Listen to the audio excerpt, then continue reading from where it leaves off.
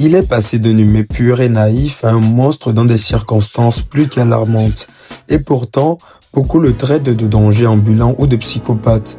Ont-ils tort? Pour moi, la réponse est oui. Et voilà pourquoi. La dérive de Gon dans l'arc des fourmis chimères n'est pas sa personnalité profonde. C'est le résultat d'un traumatisme et de sa culpabilité. Face à Pitou, son objectif n'était pas au premier abord de tuer, mais plutôt de sauver Kaito. S'il a pris Komugi en otage, ce n'était pas par sadisme, mais par stratégie désespérée. C'était la seule carte qu'il pouvait jouer pour lui forcer la main. Si même la tentative de manipulation de Fufu sur lui a échoué, c'est qu'il était encore très lucide. Est-ce qu'il aurait vraiment tué Komugi? On ne le saura jamais.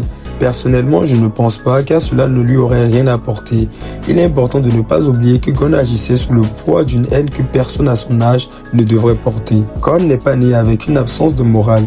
Au contraire, il est d'une naïveté pure. Il accorde sa confiance avec une facilité déconcertante. Mais c'est justement là son danger.